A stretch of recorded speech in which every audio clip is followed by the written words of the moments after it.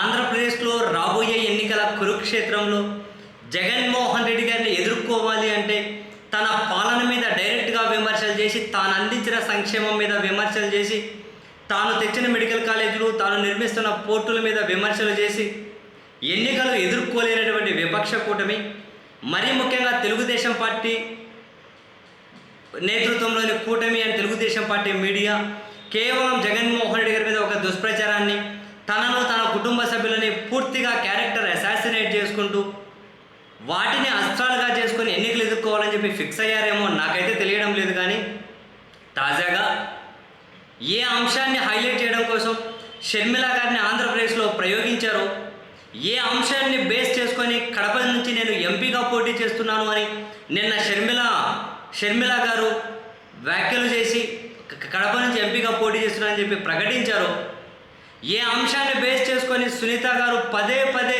Telugu Desam party టీంను చుట్టూ పెట్టుకొని వివేకానంద రెడ్డి గారిని హత్య చేసిన హంతకులను రక్షించుకుంటూ తాను విపరీతమైన ఎమోషనల్ డ్రామా పండించే ప్రయత్నం చేస్తున్నారో, ఆ అంశం చుట్టూ తీసినటువంటి ఒక సినిమా అనకూడదు, దానికి ఏం పేరైనా పెట్టుకోవచ్చేమో, కానీ తీసినటువంటి ఒక ప్రస్తుతానికి సినిమా అని అనుకున్న సినిమా ఏదైతే ఉందో ఆ సినిమాను నాకు కొన్ని రోజుల నుంచి ఎవరైనా కాసేపు చూడండి ఎంత దరిద్రంగా తీశారని చెప్పి చెబుతూ వస్తున్నా తీయలేదు. ఈరోజు ఒక ఫ్రెండు దాన్ని స్కిప్ చేసుకుంటూ అయినా చూడు ఇంత దారుణమా అని చెప్పి పదే పదే కాసింత ఫోర్స్ చేసినట్లు చేసి చూడు అని అంటే ఫ్రెండ్ కోసం అది స్కిప్ చేసుకుంటూ చూశాను.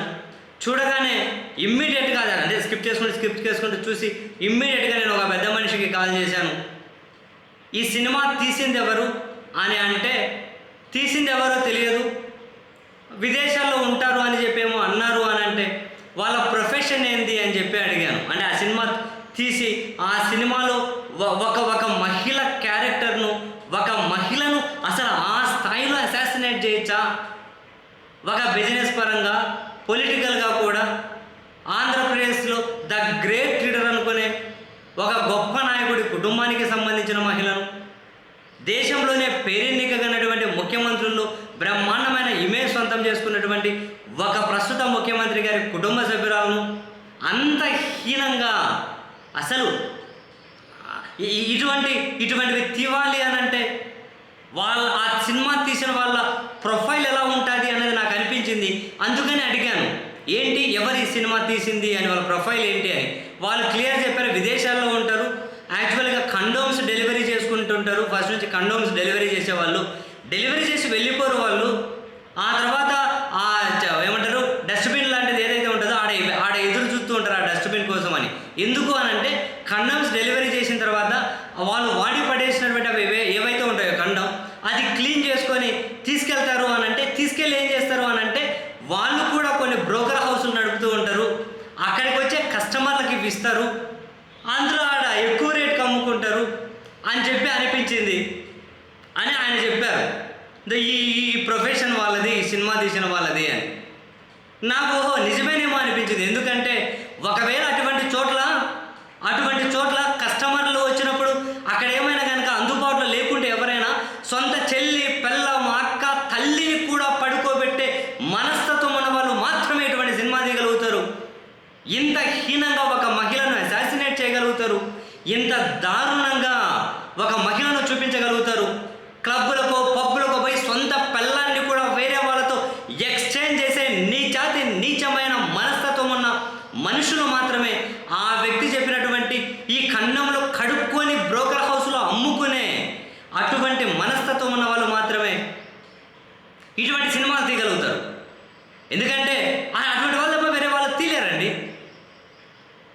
బాబా మరదళ్ళు అని అటువంటి పదాలు వినిపించగానే మరి వీళ్ళందరూ కూడా సొంత చెల్లి పిల్లంతో కూడా, సొంత చెల్లి అక్కతో కూడా సంబంధాలు పెట్టుకుంటారేమో తెలియదు, కానీ ప్రతి ఒక్కరికి కూడా అటువంటిదే అంటగడుతున్నారు అని అంటేనే బాబా మరదలు అనుకున్న దగ్గర, లేకుంటే అటువంటి వాళ్ళను మరదలు గారు వదిన మరిది అనుకున్న దగ్గర కూడా సొంత అక్క తమ్ముడిగానే భావించేటి రాయలసీమలో కళ్ళ ముందు ఎందరు కనిపిస్తారో, అక్క బావనరు, కొందరు అన్న అంటారు, ఏమమ్మా అంటారు. రాయలసీమ ఎఫెక్షన్ తెలియదు, ఇవి కనీస అవగాహన కూడా లేకుండా. నేను చెప్పాను కదా, ఇప్పటి వరకు నేను వీళ్ళు ఎలాంటి మనస్తత్వాలు ఉన్నవాళ్ళు మాత్రమే విధిస్తారు. అంతకుమించి వేరే ఏముండదు. సినిమాని కూడా అనేకలేదు. అలా అనుకుంటే ఆ సినిమాలో ప్రధానంగా ఉన్నటువంటి పాత్ర, ఆ పాత్ర చేసుకున్న రెండో భార్య గురించి, రెండో భార్యకు పుట్టిన సంతానం గురించి ఇటువంటివి చాలా మాట్లాడుకోవాల్సి ఉంటుంది. అది ఒక నీచానికి పరాకాష్ట.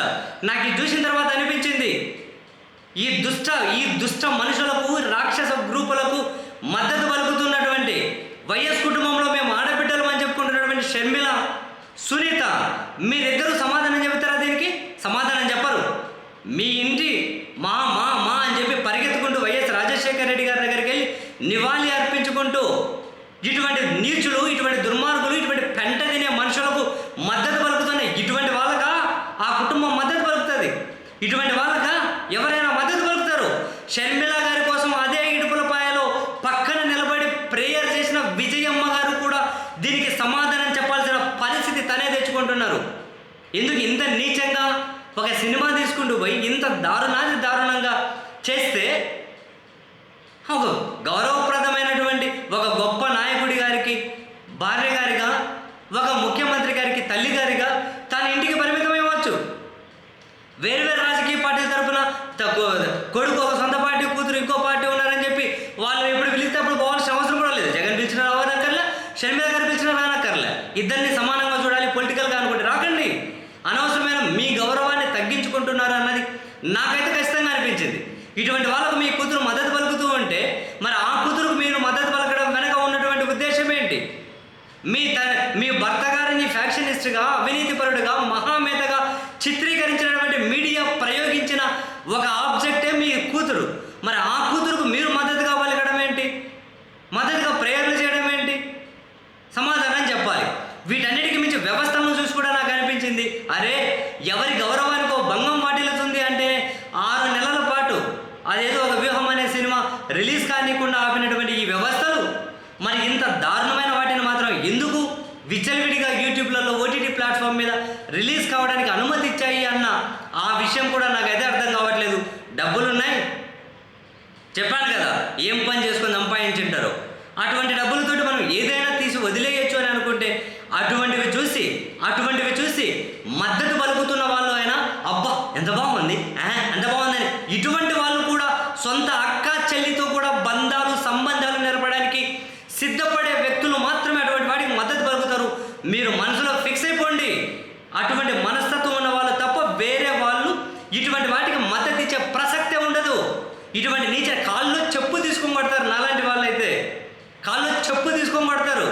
ఇటువంటి వాళ్ళకు ఏ పార్టీ కాదు లేకుంటే వ్యక్తులు కాదు, మరొకటి కాదు. ఒక స్త్రీ క్యారెక్టర్ని ఇంత దారుణంగా అసాసినేట్ చేస్తే మీ అమ్మలు కూడా స్త్రీలేగా, మీ అక్క చెల్లెలు కూడా స్త్రీలేగా. ఏరా మీ అక్క చెల్లెలతో కూడా సంబంధాలు పెట్టుకుంటారా? పెంట తిని ఉచ్చదాగే ఎదవలు.